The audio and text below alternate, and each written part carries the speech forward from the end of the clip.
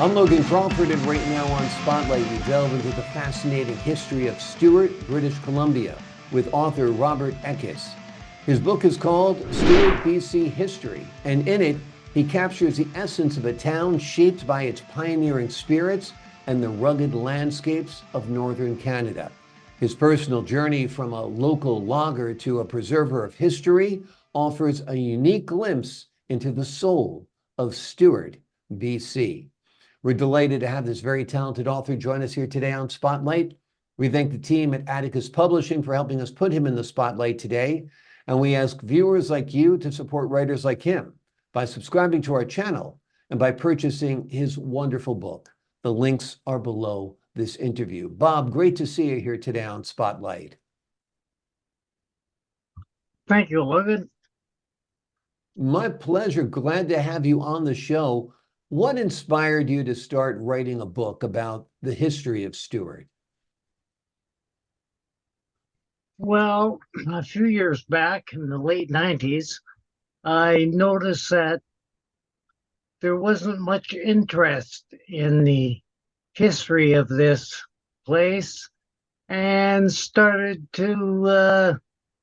and also there was no books written on the history of this place. And being from here, I didn't want to see the history dwindle away and started talking to all the old timers that were here many years ago and current information.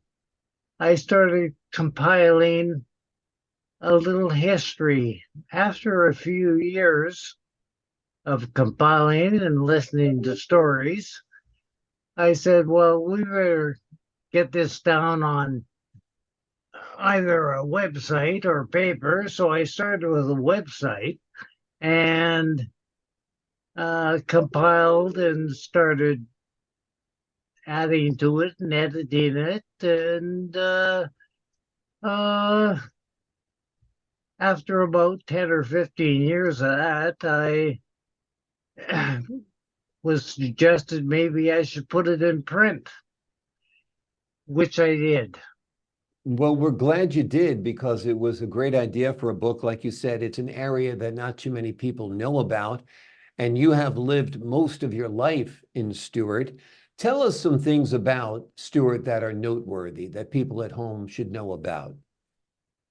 Well, Stewart is at the head of the Portland Canal off the Pacific Ocean, about 100 miles up from Prince Rupert, and a mining town started back in the early 1900s, and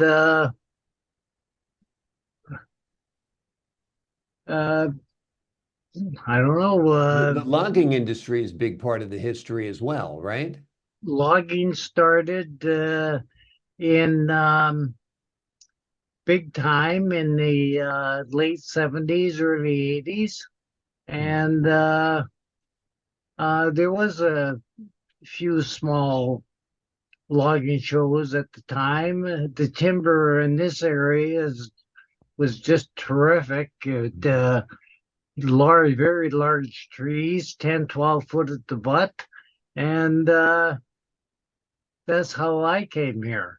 Yeah. My father was a lawyer, contractor, and born in this area, and had a few good secret spots to log, and that's how we started back in 1968. Amazing, amazing. Has Stewart changed much during the time you moved there as a teenager to now? Stewart has changed tremendously since I first came here. When I first came here, there was not very much.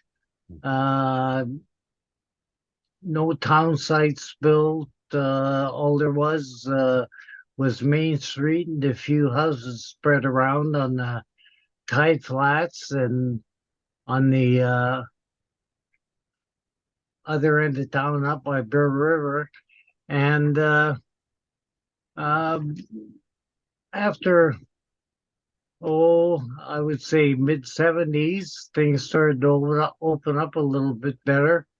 And the big change was when Grand Duke Mines pulled in here in the late 70s, early or late 60s, I should say, and the early 70s, and started to build a town site and homes for their workers and schools and ice rink and stuff like that so people would have something to do. Then we had a bank come in and uh, turned into a little community of about 1,800 to 2,200 people and Hmm. instead of 300 people. Yeah. Yeah, amazing how the community has grown because of industry, like you said, mining and so forth. You worked as a logger. That sounds like a tough job, perhaps even at times a dangerous job. Tell us about that work and how long you did it and what it entailed. Well, I didn't do it for too many years. As you say, it was tough, hard work. Yeah. My father owned a logging company and we logged here. I was a welder and a chokerman back then and did that for 2 or 3 years. And then logging finished, or our logging finished, and someone had to stay behind and look after the camp we built in town here. And I was young and Mhm. was elected. Yeah. And that's after spending a couple winters here doing that. I decided to stay. Mm. And very good choice. I've been here now 55 years and no regrets. Yeah. Absolutely. Absolutely. It's a unique life living in northern Canada, no doubt. The weather is harsh, the environment is harsh at times, but you're also surrounded by absolute natural beauty as well, right? Yes, sir. We have glaciers hanging over the mountains right in town here. We have wildlife viewing that you can go to about 6 miles away. And the people are all good and friendly and helpful, and couldn't be a better place to live. We're sort of shy on necessities, but we usually travel to Terrace or Smithers or something like that, 200 miles away to buy groceries and goods and stock up for the winter. Yep. Sounds like quite an adventure. Sounds like quite a life. Tell me what you hope the folks at home get from your book, what they take away from your book. Uh, I've had very good reception on my book from our town here. They're glad to see that someone has finally published something that shows the history and how hard the people work to make this place what it is today.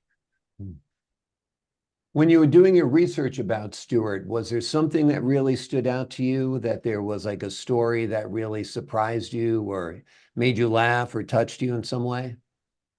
Well, all the old timers here would gather in a coffee shop in the morning and we'd sit around a table, about 6 or 7 of us, and they would tell stories about their early days and different little things that happened around here. And I thought it was quite interesting. I used to go down every morning just to listen Hmm. and, of course, steal information. And they they were all quite helpful and friendly and glad to see someone who was taking interest in the past. Absolutely. That sounds like an awesome event to go to that coffee shop in Stewart and listen to the old timers talk about the old days. Sounds like a lot of fun Yes, to me. Yeah, it was. absolutely. All those old timers that I used to sit with are now gone. Yeah. Well, we're glad you got to sit with them when you did because you've been able to compile their stories into a wonderful book. It is called Stewart, BC History. In it, Bob captures the essence of a town shaped by its pioneering spirit and the rugged landscapes of beautiful northern Canada. His personal journey from a local logger to the preserver of history offers a unique look into the soul of this captivating community. And we're delighted to have Bob join us here today on Spotlight. Bob, thanks so much for being our guest. I thank you very much for your time. I appreciate your time as well, sir. And to the folks at home, I'm Logan Crawford, thanking you for your time. This time until next time on Spotlight. Thank you. Have a good day.